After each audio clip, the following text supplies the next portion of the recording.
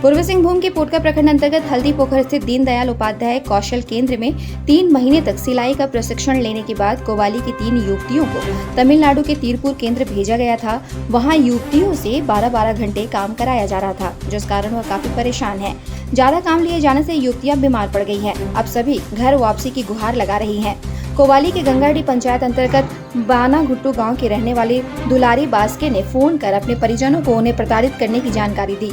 दुलारी ने फोन पर बताया उनसे 8 घंटे की जगह 12 घंटे सिलाई का काम कराया जाता है और समय पर खाना नहीं दिया जाता है।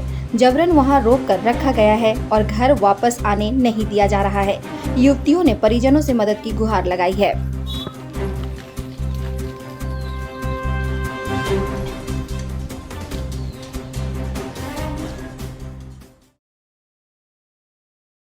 का नाम है दुलारी बास्के और यहाँ कौशल विकास कर रही थी हाता में। घर वहाँ से सिलाई सीख के वहाँ से भेजा गया है तमिलनाडु काम करने के लिए।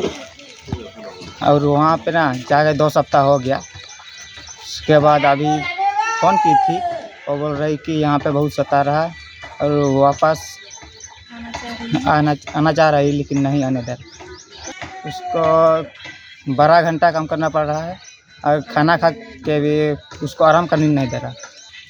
फ़ोन के माध्यम से फ़ोन करती है 7 बजे के बाद, 7 बजे के पहले फ़ोन भी नहीं पकड़ता है।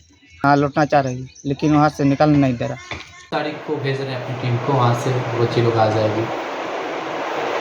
यहाँ से गई थी वो लोग 20 तारीख को, तो जाने के वहाँ पहुँची उसका थोड़ा सा तबीयत ख़राब हो गया था, सर्दी खांसी बुखार। तो इसी क्रम में वो घर अपना फ़ोन की, गार्जियन परेशान होने लगे। फिर हम लोग 10 तारीख को भेज के हम रिटर्न ला लेंगे। अब तक यहाँ से कितने बच्चों को भेजा जा चुका दूसरे राज्यों में? 40-50 बच्चे को ही भेजा जा सकता है।